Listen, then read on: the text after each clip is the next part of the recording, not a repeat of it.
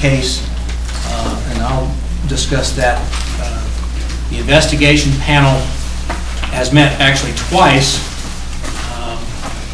At one of the panel meetings, a chair was voted, and the panel voted to make me the chair. I've seen some reports that somehow I elected myself. I hope that those will be corrected in the media. It's a quite inaccurate statement. In fact, I think if my memory is correct, I begged anyone else to take up the chairmanship of this investigative panel. There were no such nominations. I'm glad to do it. It's an important case, and I'll be glad to stay with you. Glad you do a wonderful job. Thank you. All right. There was a lot of really good discussion over the course of the two meetings. There are, typically on our investigation panels, there are 3 people by policy and procedure, but at the last meeting, or whatever meeting it was, for the full commission, we added a 4th member. So the panel, investigation panel itself includes Dr. Kirwani, myself, Lance Evans, and Dr. Kerrigan. Dr. Kerrigan's participation, frankly, is somewhat heroic in this. She managed to fit all of this in between running her lab and having a beautiful new baby. So congratulations to you on that work. And she's so modest about that she probably doesn't want anybody to even notice that there was a day missing. The panel did talk about the legal information that was contained in the memo we referred to earlier. That's gone through many drafts, so no one should draw any conclusions about what language was there or at what stage. We did talk about the phrases of forensic analysis and the phrase accredited laboratory facility or entity, and how they might or might not apply to the Willingham investigation. Unless the commission has specific questions about that, I'm not going to go into any detail about that, except to say this. There are some interesting jurisdictional issues that, if the commission had any interest, could be pursued here. It's my understanding that we're not going to, and I agree with that approach. Nonetheless, as you saw in the conversation that we had with Pat Johnson this morning, in an arson case, there are typically 2 types of expert fields that you're dealing with, 2 forensic disciplines. One of them being the analysis of fire debris for the presence of an accelerant, which typically is based upon physical evidence that is seized at the fire scene and taken to a laboratory and conducted to chemical testing, and results come from that may or may not assist in the investigation. But there is a separate expert field that involves the examination of the crime scene by what we sort of generally call an arson expert. And that is a separate forensic discipline. I think it's important to note that discipline, you can make the argument either way, does or does not fit within the definition of forensic analysis. Frankly, after listening to the discussions today, Pat Johnson, I'm not entirely clear myself why it is excluded as an accrediting field. It clearly is not excluded by the list that the legislature gave us. I think we all could agree that. It's not, for example, in some separate statute like the medical examiner's office on cause of death. There is not a statutory exclusion, which suggests it's included. On the other hand, there is this sort of generic ability to exclude a forensic discipline, and DPS has some standards they can go through that Pat Johnson went through today. And I suppose they could have listed expressly an arson expert as that exclusion. But again, oddly, it's not.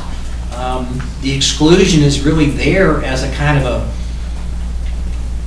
I guess, an understanding of the definition of fire debris. But you know, you really have to dig beyond the regulations to even get there. So you do have to stretch very, very far in the analysis of the meaning of forensic analysis to decide whether or not the arson expert is an included or excluded discipline. And so I think good arguments can be made and have been made that perhaps we should not address that issue, particularly since the commission has already decided to hear the complaint and has already had an investigation. But it is an important process for us to go through in future cases. Not necessarily about arson, but any case that we go through, and I think we've done that somewhat today in the complaints that were pending. The other part of the jurisdictional issue that's interesting, maybe only in an academic way to talk about, is the notion that we can only investigate things that happen through accredited laboratories, entities, or facilities. Okay, so the question is, what agencies are involved here? Where you have the Corsicana Fire Department, you have the Texas Fire Marshal's office, and then you have the laboratory, and I forgot the name of the specific laboratory, that did the chemical testing on the debris. Does anybody remember the name of it? The Fire Marshal's office has its own... Yeah, but it had a name. Yeah, but it's part of the State Fire Marshal. And I think but didn't they send it off to a specific laboratory? And it had a name. It doesn't matter. Whatever that laboratory was. Under today's system, clearly that laboratory would have had to have been accredited for that testing to be done. Obviously, it wasn't accredited at the time because the system didn't even exist. And I know that some have argued that's what makes it ridiculous to go through this process, because then we would never touch anything except for 2003 afterwards. And I would note that this commission has never suggested that's how we're applying these rules or these statutes. And I would remind everyone, including the media, that even the legal memo never attempts to do that. In fact, there's a footnote expressly saying we do not address the whole date-based jurisdictional issue. But if you were to look at accrediting agencies of those three, the laboratory, the Corsicana Fire Department, the Texas Fire Marshal's office, the only one that ever could be accredited for our purposes would have been that laboratory. To this day, DPS does not accredit, fire departments in the arson expert testimony. I'm not sure I completely understand the process and why, but we did get a clear answer that they don't do it.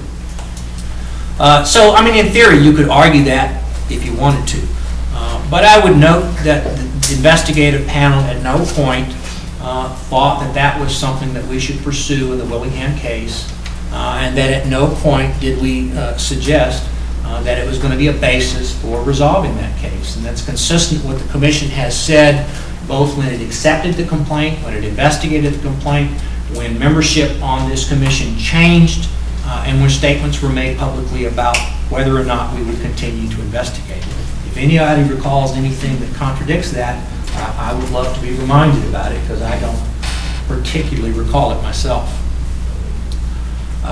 Okay, so in looking at that, we thought, well, I guess we could get buried in these jurisdictional issues, but we were never going to come up with a clear resolution, and the commission had already accepted the length of the investigation.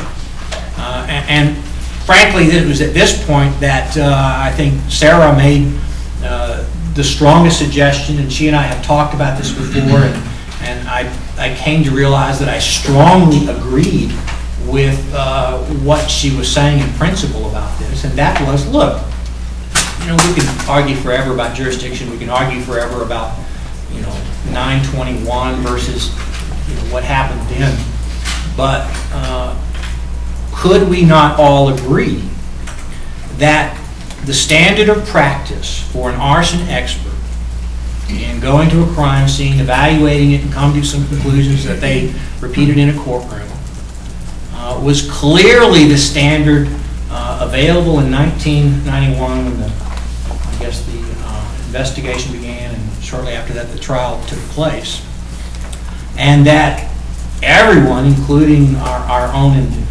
consultant, Dr. Byler, seemed to agree that whatever that standard of practice was, that's what was applied.